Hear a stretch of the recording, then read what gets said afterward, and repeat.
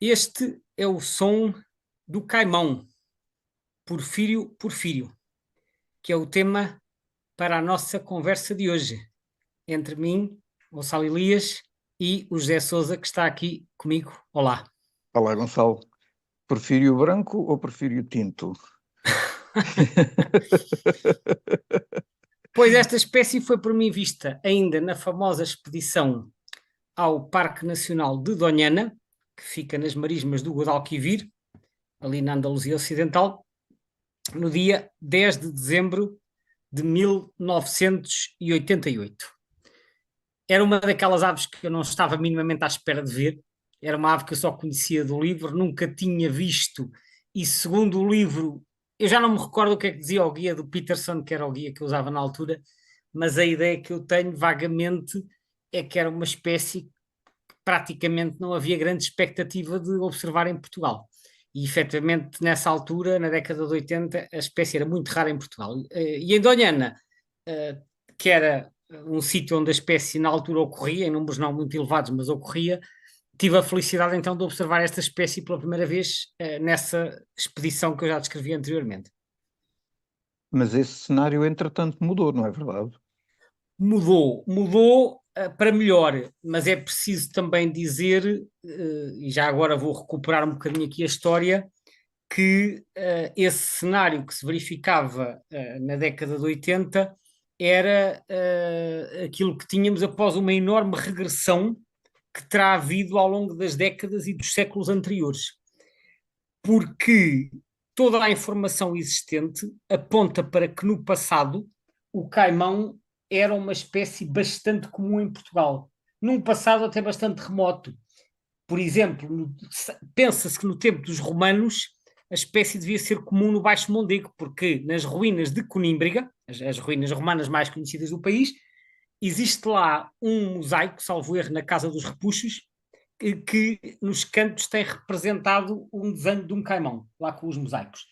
E existe também uma lei nacional de 1253, portanto, do tempo da primeira dinastia, em que fixa o preço de mercado do caimão. Portanto, esta ave era comercializada. Ora, uma ave, para ser comercializada, tem que ser razoavelmente comum, para ter o seu preço fixado, não é? E depois, quando começam a aparecer os primeiros trabalhos de âmbito ornitológico, no final do século XIX e no início do século XX, todas as informações apontam para que a espécie era muito mais abundante e tinha uma distribuição bastante vasta no país, especialmente no centro e no sul. Depois ela terá diminuído imenso, não só em Portugal, mas também em Espanha, porque em Espanha aparentemente também era muito comum.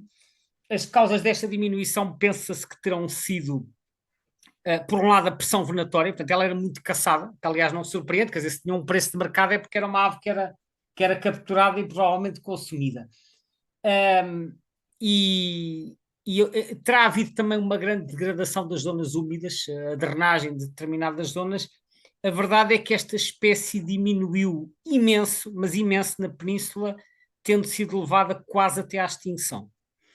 E Isto, de alguma forma, está relacionado, ou conseguimos fazer alguma relação, a recuperação da espécie com a assinatura dos acordos de Ramsar, por exemplo? da recuperação, Sim. é possível, porque a verdade é que atingiu-se um mínimo por volta da década de 80, mais ou menos, e a Convenção de Ramsar que referiste é assinada em 1971, e obviamente que graças à Convenção de Ramsar começou-se a tomar mais atenção à conservação das zonas úmidas, e isso afeta positivamente as aves aquáticas.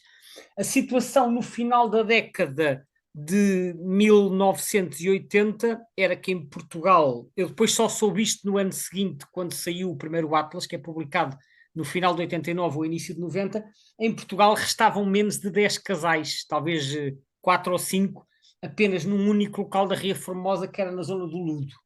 Eu só vi essas aves pela primeira vez em 1990. Na altura eram muito raras, e mesmo em Espanha, onde terão tido uma distribuição muito alargada, diminuíram imenso e estavam reduzidas por volta dessa altura, de 1980, a uma população que teria talvez 2 centenas de aves e que estariam nas marismas do Guadalquivir. Não sei se os números eram exatamente estes, mas era uma população muitíssimo reduzida. Entretanto, o que é que acontece? a partir do final da década de 1980, que é a altura em que eu as vejo, portanto, na altura que eu observo a espécie pela primeira vez, ela praticamente só existia em Doñana, havia mais um núcleo perto da zona de Sevilha e havia aquele núcleo minúsculo na Ria Formosa. Elas começam-se a expandir, em parte porque tem uma capacidade grande de dispersão, portanto, esta espécie faz movimentos dispersivos, e em parte porque foi criado habitat novo, com a criação de açudes, que depois ficam com vegetação emergente, e a criação de arrozais, que a espécie também aprecia, e isto foi também reforçado com vários programas de reintrodução da espécie, quer em Portugal, quer em Espanha. Portanto, estes programas ajudaram. No Então, em caso Portugal, português, eu por acaso tinha lido que em Espanha tinham feito assim alguns esforços para a introdução. Não sabia que em Portugal também tinham feito. em Espanha fizeram reintroduções em Aiguamols de Empordà, que é na Catalunha, em 1989, fizeram na Albufeira de Mallorca, que é nas Ilhas Baleares, em 1991, e na Albufeira de Valência, do país valenciano, em 1995. Nas Uh, Baleares ela chegou mesmo a desaparecer, não foi? sim, sim, sim. Em Portugal, houve um programa de reintrodução que teve lugar no Baixo Mondego, com vista a permitir a reocupação de locais que se sabia que já tinham ocorrido no passado, e não é apenas com base nos testemunhos dos romanos, porque autores do século XIX referem ainda que a espécie ocorria nessa zona.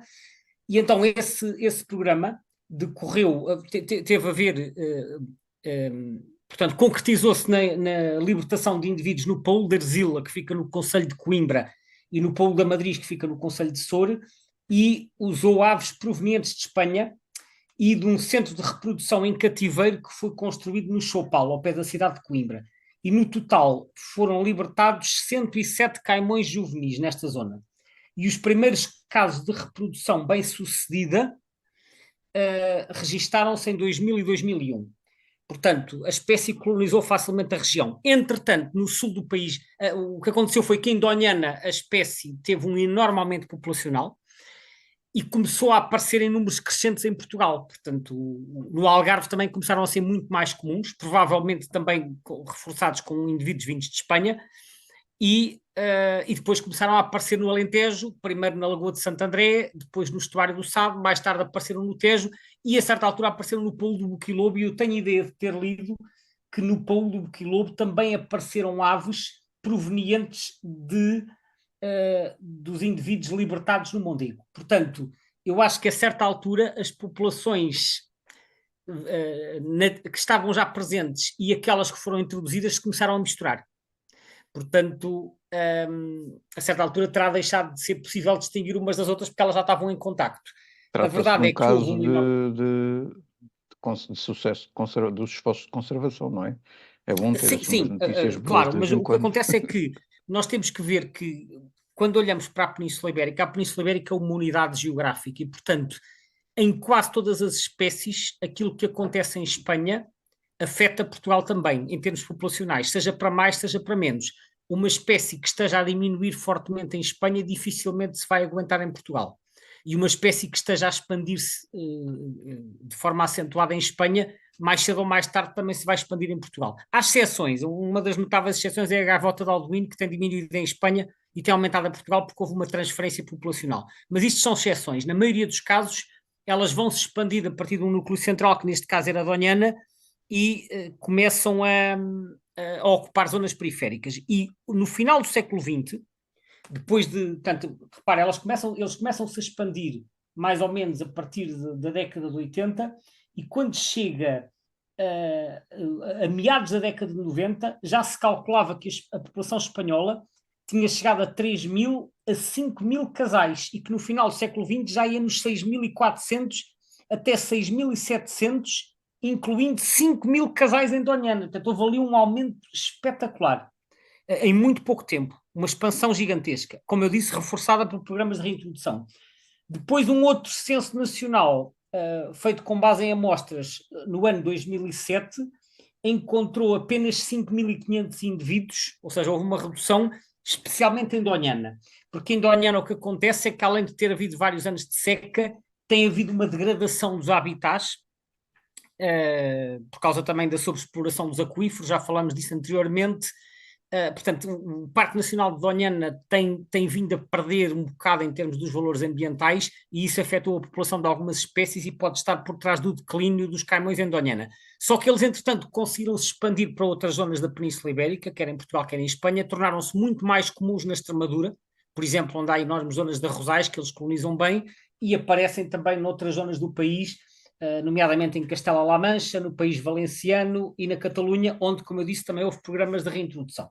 E em Portugal, atualmente, além de estarem presentes no Algarve, e no Algarve às vezes aparecem em números importantes, estão presentes noutras zonas do país. A população nacional, neste momento, de acordo com o Atlas, está estimada em 100 a 400 casais nidificantes. Isto contrasta com a estimativa do final dos anos 80, que era 1 a 10.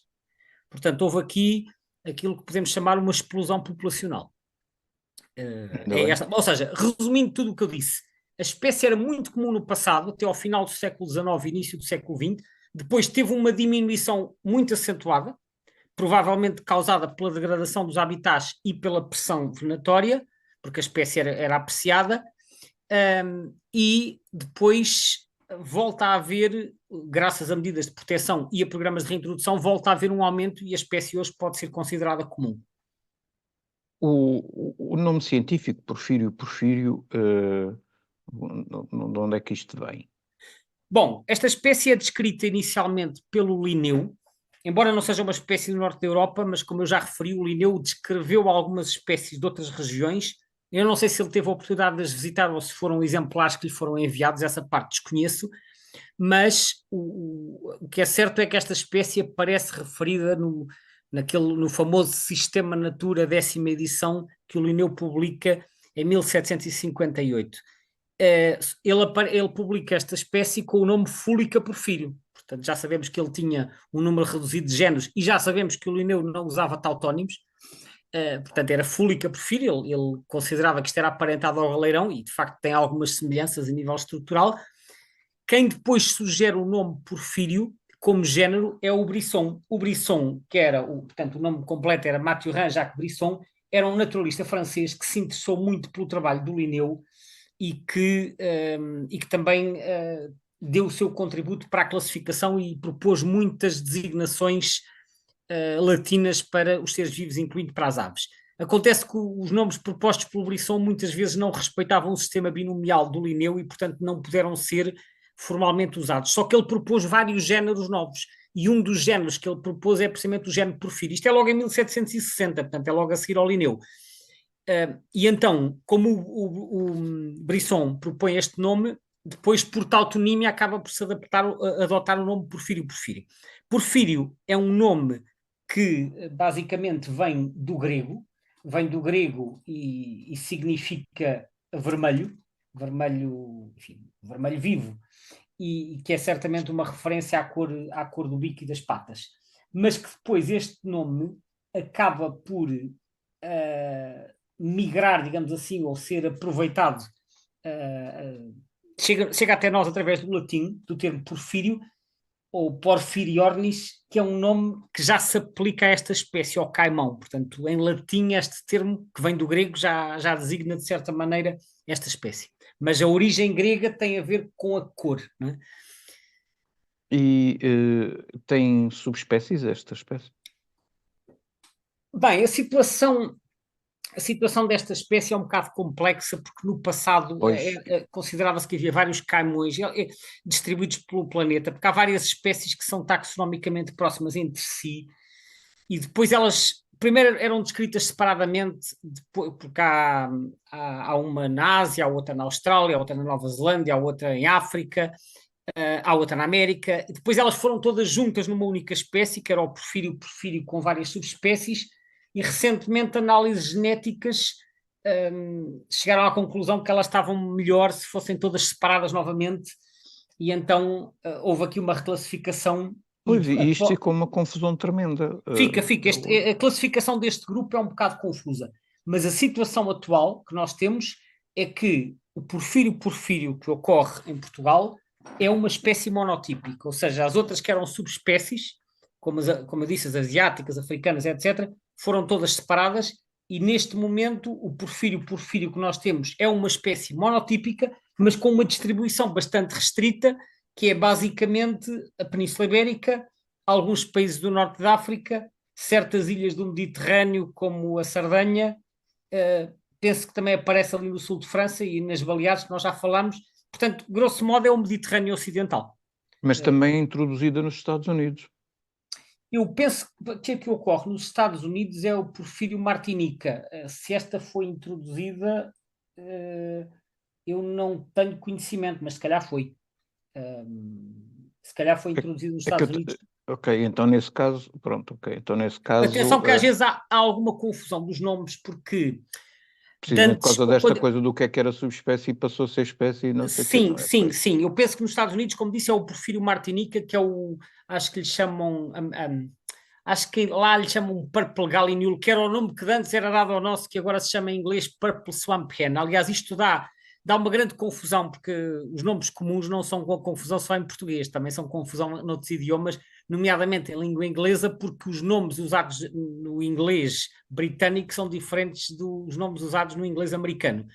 Os primeiros guias de campo que eu tive chamavam esta espécie Purple Gallinule, mas Purple Gallinule é o nome que os americanos dão àqueles que têm lá, que eu acho que é o Porfírio Martinica. E então, às vezes há pessoas que utilizam o eBird e vão procurar Purple Gallinule, encontram o Porfírio Martinica, então nós recebemos um alerta a dizer que houve uma observação de Porfírio Martinica, quando aqui houve apenas uma confusão resultante da escolha do nome errado. Isto agora em inglês chama-se Purple Swamp Hen. Portanto, há aqui algumas trocas de nomes que às vezes dão origem a estes equívocos. Uhum. Diz-me então agora uma coisa também. Quando olhamos para esta evolução positiva da população, considerando que de alguma forma isso já estamos a falar exclusivamente do Porfírio, não é? Portanto, o nosso, Sim. que ele tem uma distribuição, portanto, essencialmente europeia e norte da África. Neste momento, como é que é então o estatuto de ameaça da espécie? Em Portugal. Sim. Ora bem, em Portugal, eu até para responder isso e para contextualizar um bocadinho, tendo em conta toda a informação que eu dei sobre a evolução populacional, no primeiro livro vermelho que saiu em 1990, e 1990 é mais ou menos quando a população estava nos mínimos e nós tínhamos menos de 10 casais, ele estava classificado no primeiro livro vermelho como sendo em perigo. Eu acho que nesse livro vermelho as categorias eram um bocadinho diferentes e não existia ainda o em perigo crítico. Não tenho a certeza, se calhar existia, mas pronto, ele estava em perigo no primeiro livro vermelho. No segundo livro vermelho, que é o que sai em 2005, e em 2005, além de já ter havido uma grande recuperação populacional, ele já tinha havido os programas de reintrodução no Mondego e ele já se tinha estabelecido, portanto já se tinha tornado muito mais comum, já havia no Alentejo, na Extremadura e no Ribatejo, e na beira litoral, graças aos programas de reintrodução. No segundo livro vermelho, então passou a vulnerável, deixou de estar em perigo. E, entretanto, a expansão continuou. Em Portugal, houve um aumento populacional e na lista vermelha que saiu em 2023, saiu de espécie ameaçada. Portanto, agora está como NT, que é o Near Threatened, ou seja, quase ameaçado. Isto significa que, ou seja, ele desceu duas vezes do primeiro para o segundo e do segundo para o terceiro. Estava em perigo, depois desceu para o vulnerável e agora desceu para NT, que é o tal quase ameaçado. Portanto, considera-se que neste momento a espécie em Portugal já nem sequer está ameaçada.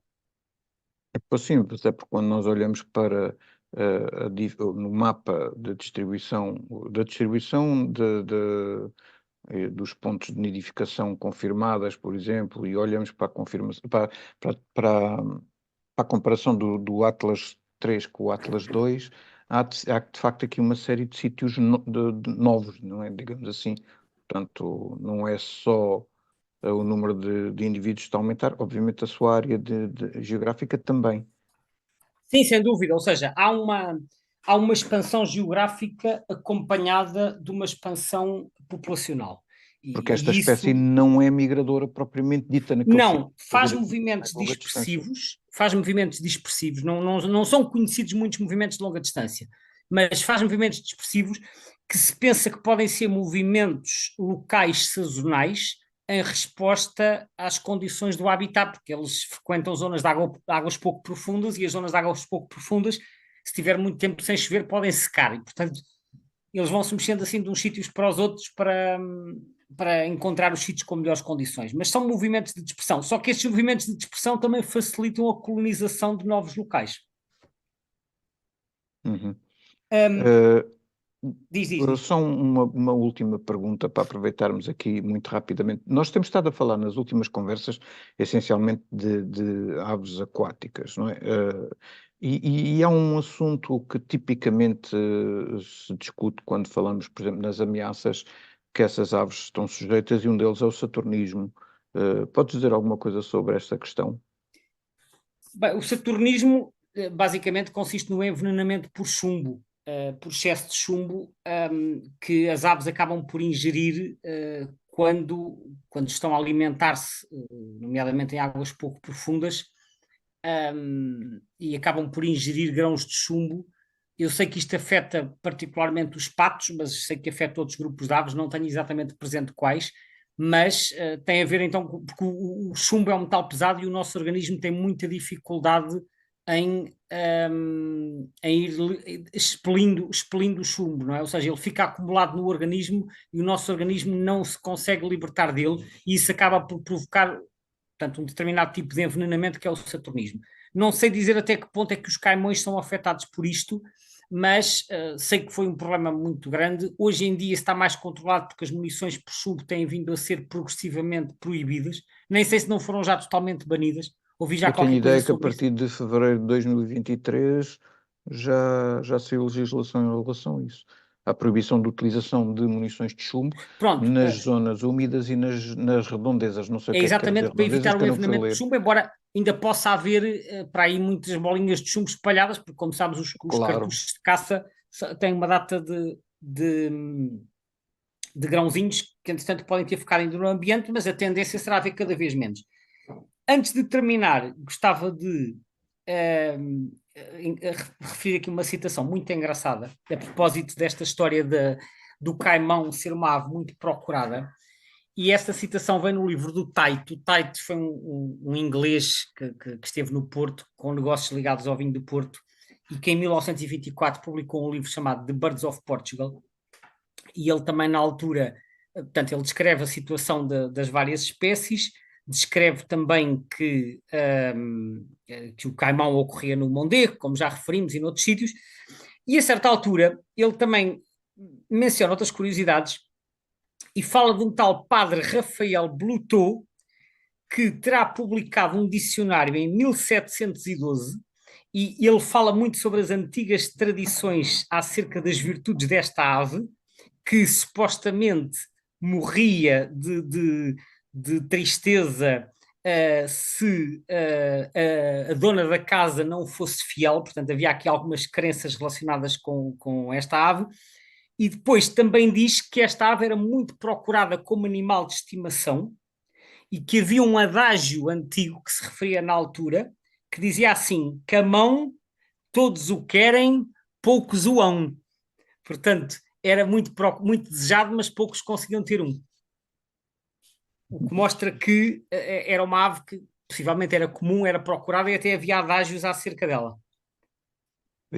dizia também aqui uma das histórias que eu tive a ver aqui por acaso na Wilder. Havia a crença de que se o macho morresse numa casa, seria sinal que a sua dona teria praticado adultério. Pronto, era aqui uma variante também disto que eu referi. Mas sim, portanto, havia aqui estas histórias relacionadas com esta ave. Mas o Taito diz que nesta altura já não tinha a certeza se a espécie ainda ocorria em Portugal. Exato. Gonçalo, vamos Temos que terminar terminar, não esta é? conversa por aqui. Muito obrigado mais uma vez e até à Obrigado. próxima. Até à próxima.